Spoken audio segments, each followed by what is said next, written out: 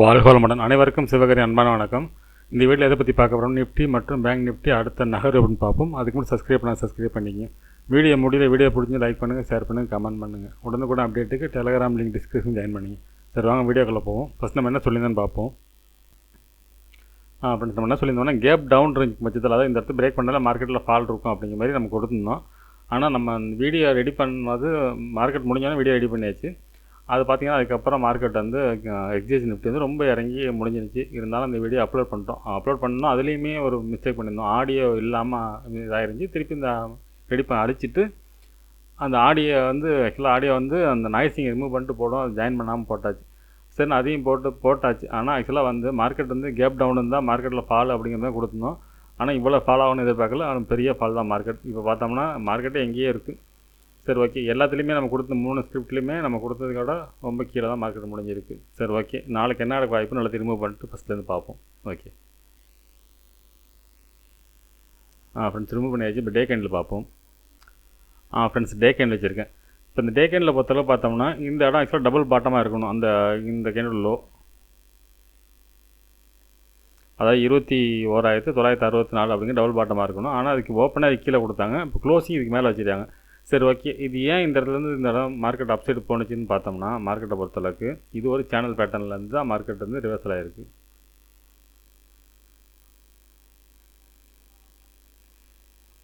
இப்போ இந்த ரிவர்சல் அந்த சேனல் பேட்டர்னில் தொடரல.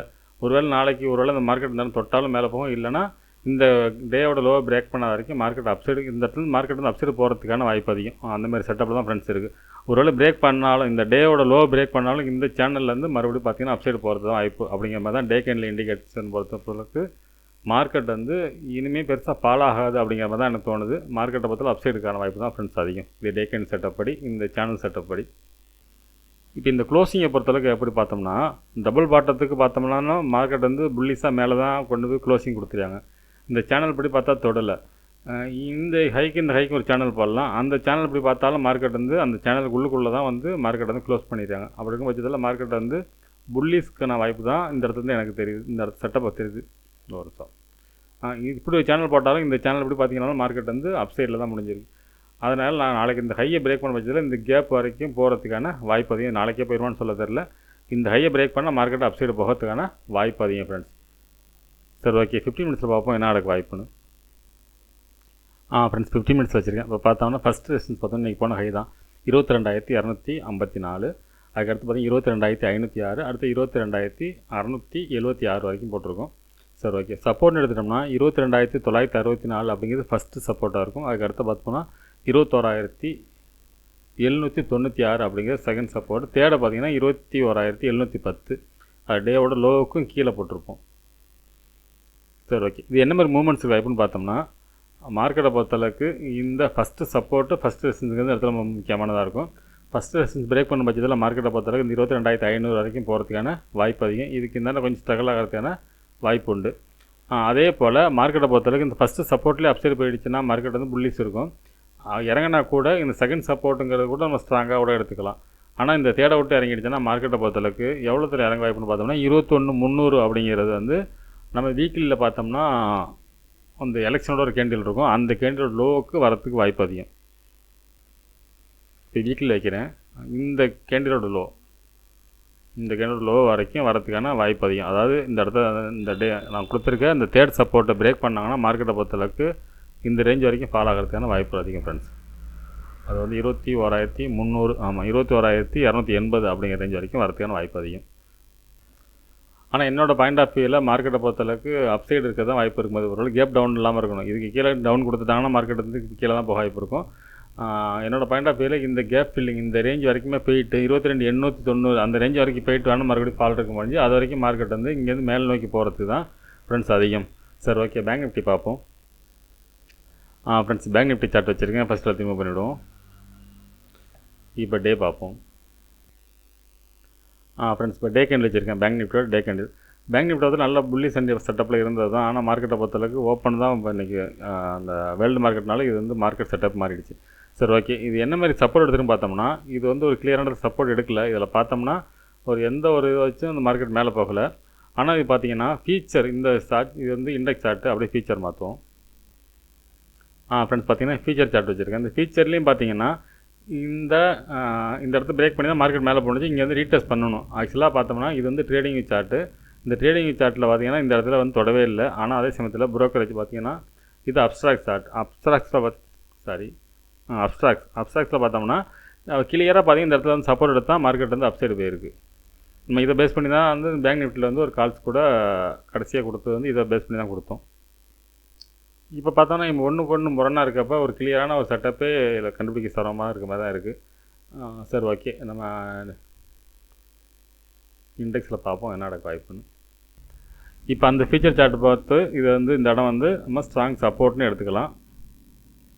அதனால் இந்த இடத்த பிரேக் பண்ணால் மறுபடியும் ஃபால்ட் இருக்கும் பொழுது இந்த இடம் வந்து சப்போர்ட்டாக வச்சு அப்சைடு திரும்புறதுக்கான வாய்ப்பு அதிகம். இந்த கேப் ஃபில்லிங் வரைக்கும் ஃபஸ்ட்டு இந்த கேப் ஃபில்லிங் வரைக்கும் இல்லைனா இந்த இடம் வரைக்கும் போகிறதுக்கான வாய்ப்பு உண்டு. என்னோடய பாயிண்ட் ஆஃப் வியூ நாளைக்கு வந்து இந்த ரேஞ்ச் வரைக்கும் கூட போகிறதுக்கு கூட வாய்ப்பு உண்டு ஃப்ரெண்ட்ஸ். ஏன்னா இது அப்சைடு மூவாக தான் இருக்குது. ரெண்டுமே நிஃப்டி அப்படி தான் இருக்குது, Banknifty அப்படி தான் இருக்குது. சரி ஓகே, 15 மினிட்ஸில் பார்ப்போம் என்ன மாதிரி சப்போர்ட் அண்ட் ரெசன்ஸ் இருக்குன்னு பார்ப்போம். ஃப்ரெண்ட்ஸ் 15 மினிட்ஸில் வச்சுருக்கோம். இப்போ பார்த்தோம்னா ஃபஸ்ட்டு ரெசன்ஸ் பார்த்தோம்னா இன்றைக்கி போன ஹை தான் 50,426. அதுக்கு அடுத்தது பார்த்தோம்னா 50,742. மூணாவது ரெசன்ஸ் பார்த்தோம்னா 51,192. சரி ஓகே, இது என்ன மாதிரி அதுக்கடுத்து சப்போர்ட்னு பார்த்துட்டோம்னா 49,503 அப்படிங்கிறது ஃபஸ்ட்டு சப்போர்ட்டாக இருக்கும். அதுக்கடுத்து பார்த்தோம்னா 49,156. அடுத்து 48,839. இந்த இன்னும் 48,839ங்கிறது இண்டெக்ஸ் சார்ட்டோட அந்த பிரேக் அவுட் சிங் ஹை நம்ம ஃபீச்சரில் காட்டினோம்ல அந்த இடம். அதுமாரி அதில் வந்து இண்டெக்ஸில் உள்ள அந்த இடம். சரி ஓகே, இது என்ன மாதிரி மூவ்மெண்ட்ஸ் வைப்புன்னு பார்த்தோம்னா நிஃப்டி மாதிரி தான் அந்த ஃபஸ்ட்டு ரெசிஸ்டன்ஸ் ஃபஸ்ட்டு சப்போர்ட் அப்படிங்கிறது ரொம்ப முக்கியமானதாக இருக்கும். இந்த ஃபஸ்ட்டு சப்போர்ட்டை பிரேக் பண்ணால் மார்க்கெட் வந்து செகண்ட் சப்போர்ட்டில் சப்போர்ட் இருக்கிறதான வாய்ப்பு அதிகம். இதையும் பிரேக் பண்ணாமல் தான் மார்க்கெட்டில் ஃபால் இருக்கும். என்னோடய பாயிண்ட் ஆஃப் வியூவில் இந்த ஃபஸ்ட்டு சப்போர்ட் பிரேக் பண்ணாத வரைக்கும் மார்க்கெட் வந்து அப்சைடுக்கான வாய்ப்பு இருக்கும். அப்படியே பார்த்தோன்னா அந்த ஃபஸ்ட்டு சப்போர்ட் ஃபஸ்ட்டு ரெசிஸ்டன்ஸ் இடையில வர ஸ்பின்னிங் டாப் கேண்டில் போகிறதுக்கும் வாய்ப்பு அதிகம். அதனால் இந்த இடத்த ஃபஸ்ட் இந்த ஹையை பிரேக் பண்ணிச்சுன்னா மார்க்கெட்டை பார்த்து அடுத்தடுத்து மூவ் இருக்க வாய்ப்பு. என்னோடய பாயிண்ட் ஆஃப் வியூவில் மார்க்கெட் வந்து அப்சைடுக்கு தான் வாய்ப்பு அதிகம் ஃப்ரெண்ட்ஸ். சரி ஓகே, சென்செக்ஸ் பார்ப்போம். ஃப்ரெண்ட்ஸ் சென்செக்ஸ் வச்சுருக்கோம். ஃபஸ்ட்டு எடுத்து மூவ் பண்ணிவிடுவோம். இப்போ டே கேண்டில் பார்ப்போம். ஃப்ரெண்ட்ஸ் டே கேண்டில் வச்சுருக்கேன். இப்போ இந்த டே கேண்டில் பொறுத்தளவுக்கு பார்த்தோம்னா இது ஒரு ஸ்ட்ராங் சப்போர்ட்லேருந்து மார்க்கெட் வந்து அப்சைடு போயிருக்கு. பார்த்தோம்னா உங்களுக்கு கிளியராகவே தெரியுது. பார்த்தீங்கன்னா இந்த ட்ரெண்ட் லைனில் அதில் கரெக்டாக சப்போர்ட்டு தான் மார்க்கெட் வந்து அப்சைடு போயிருக்கு. இதுபடி பார்த்தோம்னா இந்த லோ பிரேக் பண்ணால் மட்டும் தான் மார்க்கெட் ஃபால் இருக்கும். என்னோடய பாயிண்ட் ஆஃப் வியூவில் இது மார்க்கெட் வந்து பிரேக் பண்ணுறது வாய்ப்பு இல்லை. ஆனால் நாளைக்கு ஒரு சைட் வேஸ் போட்டு ஸ்பின்னிங் டாப் போட்டு அது ஹையை பிரேக் பண்ணி அப்சைடு போகிறதுக்கான வாய்ப்பு அதிகம் ஃப்ரெண்ட்ஸ். சரி ஓகே, 15 மினிட்ஸில் பார்ப்போம் என்ன நடக்க வாய்ப்புன்னு. ஃப்ரெண்ட்ஸ் 15 மினிட்ஸில் வச்சுருக்கோம். பார்த்தோம்னா ஃபஸ்ட்டு ரெசிஸ்டன்ஸ் பார்த்தோம்னா எல்லாமே ரெட்டாக போடணுமா கிரீனாக சாரி.